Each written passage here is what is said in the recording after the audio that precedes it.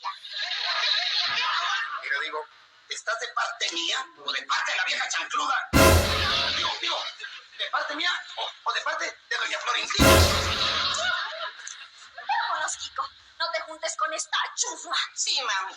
Chusma. ¡Vieja chancluda! Niquita, no le hagas caso, ya ve cómo son los niños de... Vámonos, Kiko. No te juntes con esta chusma. Sí, mami. Chusma. ¡Vieja chancluda! No, mami, primero te toca a ti. Gracias, tesoro. Oiga, un momentito, te tengo que tomar...